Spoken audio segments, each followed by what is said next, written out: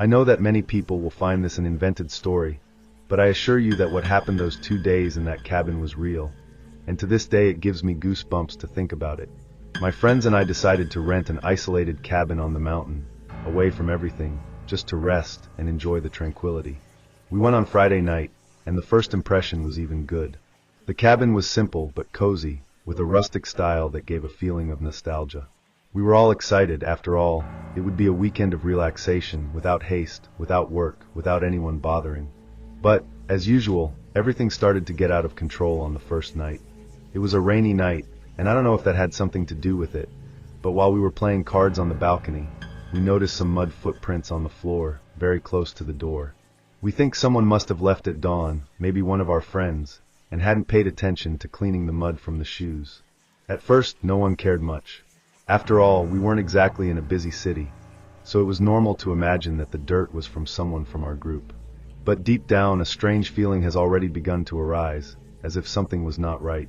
The next night, things started to get even stranger. After a long day of walking and laughter, everyone was tired, and we went to bed early. But in the middle of the night, I woke up from a nightmare, and when I opened my eyes, I realized something that left me with the flea behind my ear. The bedroom door was ajar, and the dim light in the kitchen illuminated the corridor a little. The strangest thing was when I realized that some objects that were on the coffee table had been moved. The coffee cup that was on the edge was in the middle of the table now, and the magazine I had left open had changed pages. I kept trying to convince myself that it was just tiredness, but I couldn't ignore that growing feeling of discomfort. Even so, I went to sleep again, trying not to pay too much attention to it. The next day, one of our friends, Lucas, woke up very agitated, saying that he had had a strange feeling during the night, as if he was being watched. He seemed nervous, but no one cared much. After all, we had already agreed to enjoy the trip without paranoia. During the day, we laughed about it, saying that the place was just a little too isolated, and that he was probably full of things. But at night, things took another turn. I was in the kitchen, preparing something for dinner, when I realized that the feeling in the air was strange. As if someone was there, but not there. I heard the snap of a door, as if someone had closed a window, but when I went to look, everything was normal. Night fell, and everything seemed calm, but at the same time, there was a feeling of something unresolved in the air. We were all in the room, trying to enjoy the time together, but the atmosphere seemed strange, heavy, as if we were being watched from somewhere. We decided to go to bed early, because we knew that the next day would be another intense walk. I went to bed, but the feeling of restlessness wouldn't let me. I couldn't stop thinking about what Lucas had said, about feeling watched. That's when the silence of the cabin was broken by a low sound, coming from outside. It looked like a distant whisper, something like a scratch. I looked out the window, but everything was dark. It was impossible to see what was outside, but the feeling that something was close, that something was watching us, became stronger. I tried to calm down, but something pulled me into the hallway. I got up, not knowing exactly why, and when I passed through the living room door, I saw that the window was open. There was nothing too much about the window, except for the fact that I was sure I had closed it before going to sleep. The wind, which was previously quiet, now seemed to move erratically, entering through the opening and making the curtains sway in a frightening way. I walked to the window, and when I looked outside, I noticed something reflected on the surface of the glass. Someone was there. A man. He was still motionless, but his presence was unmistakable. The reflection was not clear, and his figure seemed blurred, but the feeling that he was watching us was too terrifying to ignore. I froze. I couldn't move. The reflection was there, standing still, without making any movement, but it seemed that he was staring at me. My heart was beating hard, and the only thing I could do was slowly move away from the window, trying not to make noise. I closed the curtain, but the feeling that he was still outside watching didn't leave me alone. I ran back to the room and woke up the others, but when we went to the window again, there was nothing else. That man, or what was, had disappeared. We tried to rationalize. Maybe it was our mind playing tricks because of tiredness, or the light from the window that reflected our own image in a distorted way. But the feeling of dread hasn't disappeared. We were all tense, but we decided to try to sleep again. I woke up a few hours later with a strange noise, something like a firm step on the wooden floor. I looked around, and before I could do anything, I saw something that made my blood freeze. The wall mirror was blurry, as if someone had breathed into him up close. But who? No one was there. And that's when I saw a couple of mud footprints, still visible, leading to the door of our room. I looked at my friends, but no one said anything. That night, none of us could sleep. And to this day, we don't know who or what was in the cabin, or how someone could have entered without leaving signs. I still wonder, did we really manage to ignore the clues, or was something warning us to leave before it was too late? Now, I wonder, if you were in our place, what would you have done? Would you have left, or would you have tried to understand what was happening there? My girlfriend and I were looking forward to this weekend. The idea of staying in a remote cabin in the mountains seemed perfect. The surrounding nature, the tranquility, the isolation. We arrived at the place at night, and after a long day of travel, we went inside the hut, lit the fireplace, and prepared a simple meal. But as soon as we settle in, we begin to notice some strange things. Lights flashing between the trees in the distance, as if someone were lighting flashlights. At first, we thought it was some light from another group of people, but then we heard noises of branches breaking, as if someone was moving around there. We tried not to give too much importance, thinking they were animals. After all, we were in a remote area. But the feeling of discomfort began to grow inside me. The next morning, the feeling of being observed only increased. When we left the cabin to walk and explore the surroundings, we noticed that something was wrong. The outside of the cabin looked stirred. The chairs were out of place. Some tools we had left near the door were no longer where we had left them. I tried to justify this to myself, thinking that maybe it was the wind or, I don't know, a curious animal. But it didn't seem right. We continued the walk, tried to relax, until we found a small cave hidden among the trees. Inside it, there were leftover food and an improvised mattress thrown anyway. We didn't understand what someone would be doing there, so isolated, and that only made the feeling of discomfort increase. On the way back, something even stranger happened. As we approached the cabin, we saw that the door was open, unlocked. We were both sure we had locked her up when we left. I felt a strong chill down my spine, and my girlfriend became visibly nervous. Who would have entered there while we were away? We tried to stay calm, but it was impossible to ignore what was happening. We closed the door carefully, but the feeling of being watched did not disappear. The cabin, which used to seem cozy and quiet, now looked like a prison. Everything around us seemed threatening, as if nature was watching us.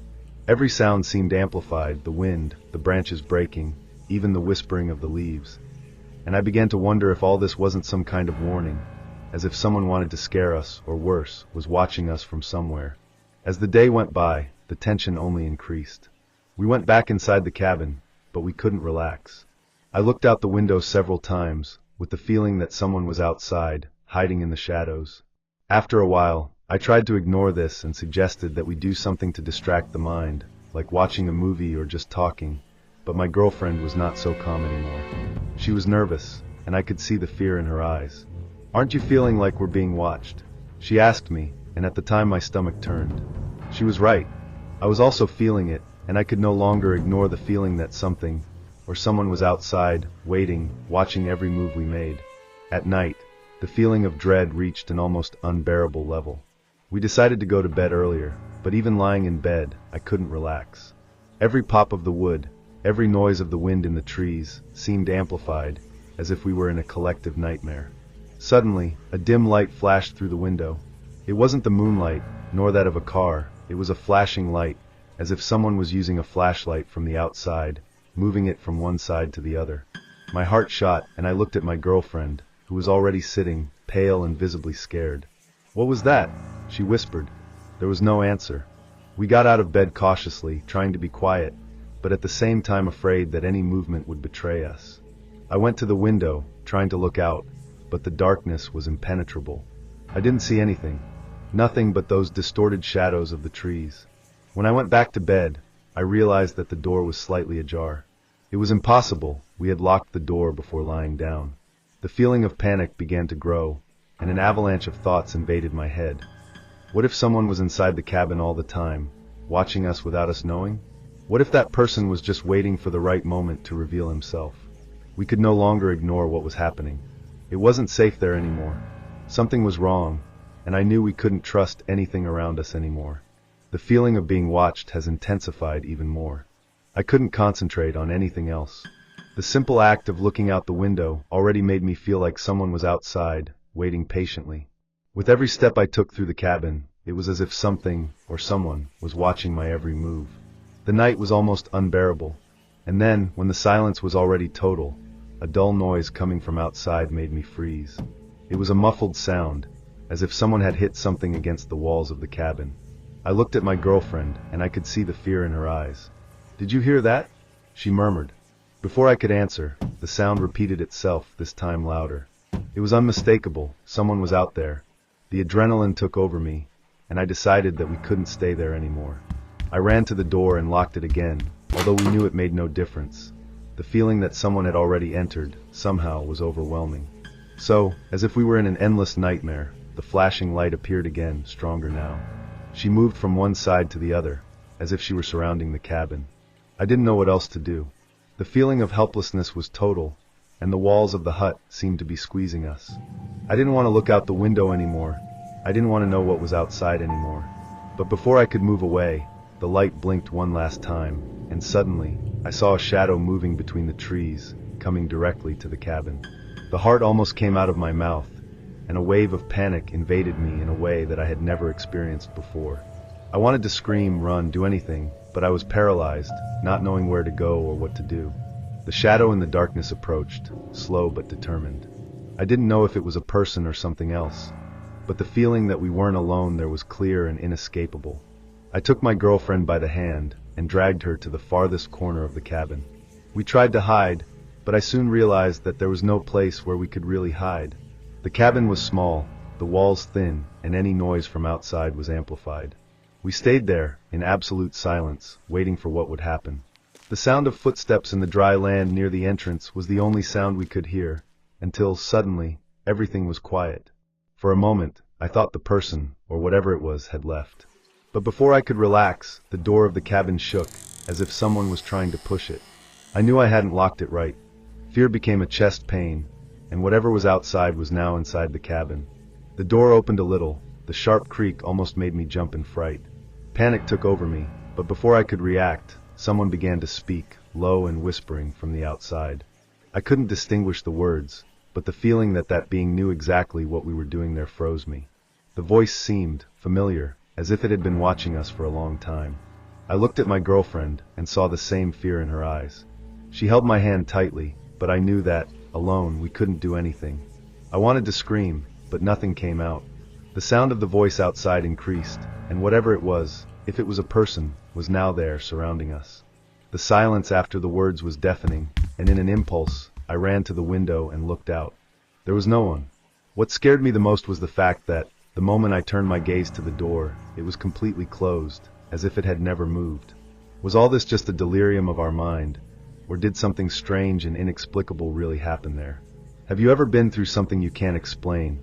Something that left you with your heart in your mouth and without answers? I decided to go to an isolated cabin in the mountains. I was tired of the routine and thought that that remote place would give me the peace and inspiration I needed so much to write. At first, everything was perfect. The cabin was simple but cozy, and the silence of the place made me relax in a way I hadn't felt in a long time. The first few days were quiet. I lost myself in my thoughts, walking the trails and writing in my diary, as if I were the only living being in that piece of land. But as the days went by, I began to notice strange things. On the third day, I was having dinner calmly when I realized that the cutlery was out of place, as if someone had messed with them while I wasn't looking. I tried to ignore it, convinced that it was just my mind starting to play tricks. But the problem is that things continued. The next day, while cleaning the table, I noticed hand marks on the windows. You couldn't see exactly who or what had touched there, but it was impossible to deny that they were there. A strange feeling began to grow inside me, a feeling that I was not alone, even when I clearly was. And yet, I convinced myself that it was just paranoia. Until one day, everything changed. The next night, I was reading in front of the fireplace when I heard a slat coming from the kitchen door. When I went to see, it was completely open, although it had closed long before. At first, I thought it could be the wind, or even some animal trying to get in, but I wasn't convinced. The strange thing is that, the next morning, when I went to check, I realized that the door was locked again, as if it had never been opened. It didn't make sense, because I was sure I had closed the door tightly before settling in the living room. This made me uneasy, but the last straw came when, when trying to continue writing, I realized that the diary was open on a page that I was sure I hadn't written. And the phrase, "Have you ever seen me?" It was there, written in a strange calligraphy completely different from mine. I didn't know what to think. My mind was starting to get confused. I was paralyzed, looking at those words. How could they be there? I hadn't written that. I tried to rationalize, but the more I thought, the more tense my body became. I didn't know what was real anymore. I spent the next few minutes looking around, trying to find some sign that all that had an explanation. Maybe I had moved things without realizing it. Maybe someone was playing with me. Or maybe I wasn't alone anymore. However, there was a feeling in the air, a feeling of being watched. The walls seemed closer, the silence heavier. Even the wind, which used to be gentle, now looked like a threatening whisper. I tried to keep writing, but the idea that something or someone was there, in the house with you, made me stop. I looked at the diary again, and that phrase seemed to echo in my mind. The feeling that something, or someone, was watching me became even stronger. I wanted to get out of there, but the thought that something was following me was so palpable that it froze me with every attempt at movement. I decided I needed to calm down and find some rational explanation. Maybe I was just tired, paranoid about being alone in that isolated place.